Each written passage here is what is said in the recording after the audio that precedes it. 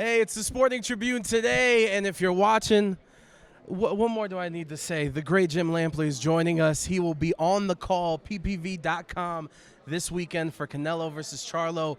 Jim, it's an absolute honor to get to talk to you, and I'll start off with this question. With your return, you've now become a story to the fight when you're used to telling the stories for all of us. How does this week feel? Well, it's overwhelming to a large degree. I have been away from ringside for 5 years. I think a lot of people did not expect that to happen, but it did. And to be invited back by a new medium of communication, ppv.com, chance to engage in live chat and share with fans, as well as with former LA Times boxing writer Lance Pugmire, in commenting about the fight in text rather than in my voice. Tremendous opportunity. I expect it to be a lot of fun. And coming back into this environment, seeing all the boxing people whom I've missed so much over the course of the past 5 years, it's emotional, it's thrilling, it's fulfilling, and whatever happens from this point forward, I will never forget what these few days in Vegas have been like for me. Well, listen, it's glad to be back, and I guess you could say the MGM Grand, specifically where we're doing this, was basically a second home for you. 100%. Second home for me and a second home for a whole lot of other people, too. Yes, and I have to ask, throughout this this time that you were away, did you have a break period where you just stayed away from the game, or was it a situation where if they would have asked you to call a fight a week later from when the HBO thing ended, you're like, I'm ready, I'm there, I got my stuff ready to go? I think the answer is both. I have watched the big fights. I probably haven't watched as many fights as continuously as used to be the case back in the day when I was getting paid to be as fully knowledgeable and expert as I could be. But you know, if something happens like Terrence Crawford versus Errol Spence, I'm there. I have to see it. Fury versus Wilder, I'm there. I have to see it. And often with good friends from the whole sports universe in Chapel Hill, North Carolina, where I'm teaching at UNC, and where a lot of my old friends who are basketball players and football players and coaches, etc., are all living there. So they invite me, come over, please come over and watch the fight at our house. They want the expert analysis. They want for me free. to talk about it. That's exactly right. So that has taken place several times, and it's always a lot of fun. And recently, I've probably watched a few more fights, but because I just had a kind of a vague kinetic sense that it wasn't all gone yet. I might get one more chance to do something, and here it is. When did this become official? A couple of weeks ago, a few weeks ago, and I got a reach out not too long after Spence Crawford, and somebody explained to me what ppv.com was. Because I was like, were you hesitant with the medium? And that ppv.com was going to talk to me, and you know, would you even be remotely interested in this? And I said yes for a particular reason, which is I think the nature of the content that I'm going to be delivering here is different from blow by blow. I'm not providing live captions to pictures. I'm providing perspective. I used to think pretty frequently during the last few years that I was calling the fights on HBO, that eventually it would make sense for me to get up and walk around Roy Jones's chair and go sit in Max's chair, and for Max to get up and walk around Roy Jones's chair and come sit in my chair, and for Max to take over and be the blow-by-blow, younger, more energetic, more on top every day, and for me to do the things that I had listened to Larry Merchant and then Max saying for years. So this is more like that. This is somewhat in that vein, and therefore, in an odd way, I think I got what I wanted. And obviously there has to be, you just said it as we came into this interview, the nostalgia, and it's great to see people and see the family again, I guess you could put it. Is there a sense of nervousness to get back on the bicycle on Saturday? True, absolutely, yeah. I mean, I remember how nervous I was before I first started doing blow-by-blow for ABC back in 1986 and 87, and I had to learn my way in. And now I'm back, and I'm going to be at ringside in an environment where I have not been for 4 or 5 years. I've felt at home here in the media room. I've felt at home saying hello to all of the reporters and broadcasters and people like you whom I've known and dealt with over the years. I certainly felt at home yesterday interviewing both fighters, Canelo and Charlo. And now I have to master feeling at home and authoritative and thoughtful and meaningful in communicating in a different way than before Saturday night at the fight.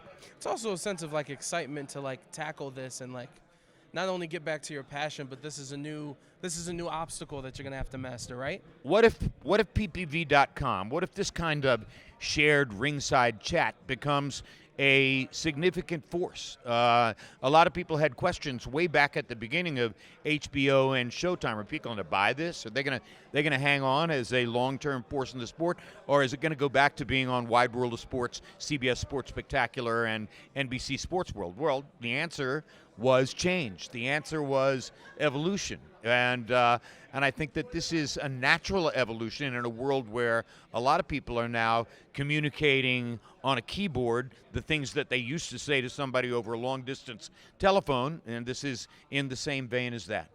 And, one thing I do want to ask you, if we could go back, is, to me, I couldn't believe that HBO said we're out of the boxing game. And when you get new owners, they can do whatever they want when they're the boss. 100%. It was new ownership that made that decision, and people ask me why, and I say, I don't know.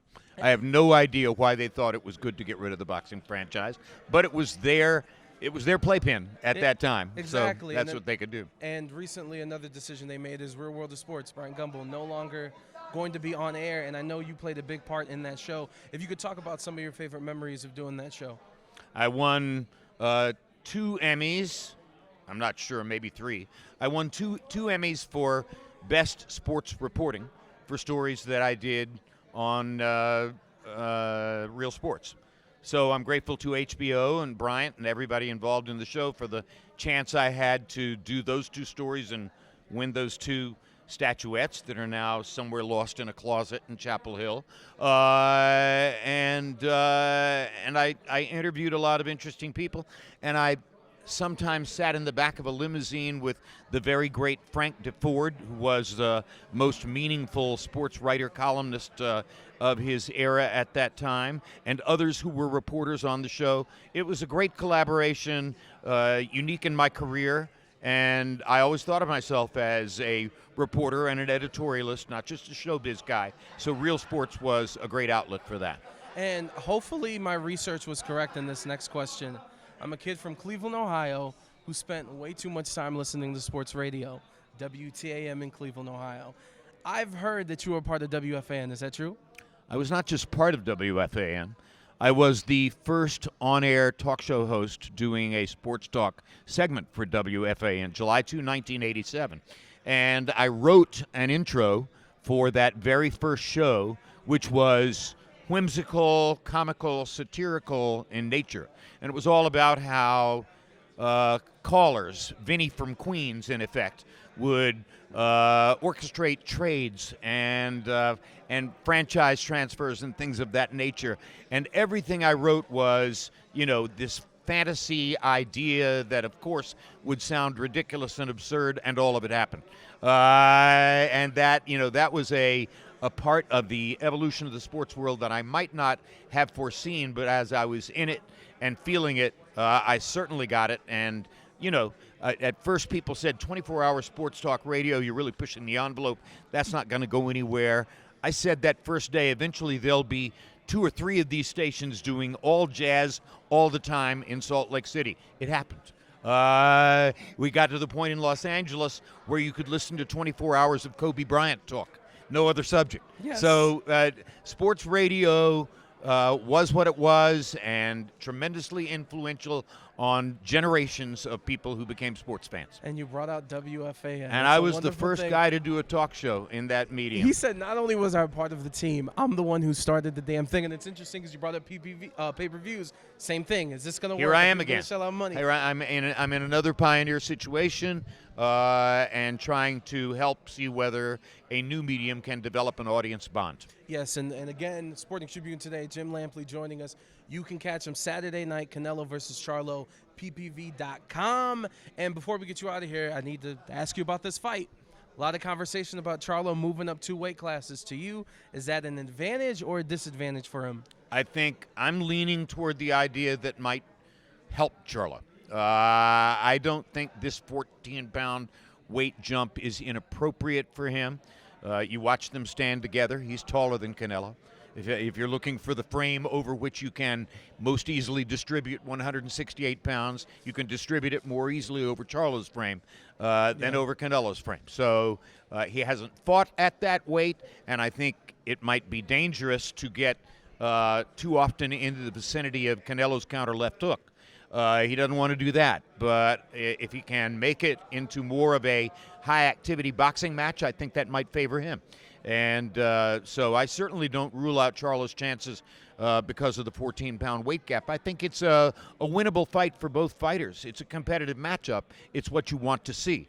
But at the end of the day, Canelo is a tremendously proud man, driven his whole career by massive ambitions. I think he wants to leave the sport as the greatest Mexican fighter of all time. And in order to achieve that identity, he's got to win tomorrow night. 100%. And our last question, I live here in Vegas. I have a dream of a fight at Allegiant Stadium, the new Raiders Stadium. Is there a super fight in this world that could fill up that stadium, in your opinion, right now? I suggested to Canelo Alvarez during an interview yesterday that in the world of fans and pundits, he's now no longer pound for pound number one because Terence Crawford has seized that identity and put his stamp on it. Canelo said, I don't think so. He said, I am still pound for pound number one. So you're talking about another weight gap. This time it's 21 pounds. That will occasion, if it happens, a fascinating negotiation. But barring some dramatic change that I don't foresee or expect in the sport, such as a Canelo loss tomorrow night, I think we're headed toward a pound-for-pound showdown between two historically great fighters, Canelo Alvarez and Terence Crawford. It's going to take place at some weight between Canelo's 168 and Terence's 147, and I can't wait to see it. Me and you both. Jim, it has been a pleasure and an honor to get to talk to you, my friend. Thank you. My privilege.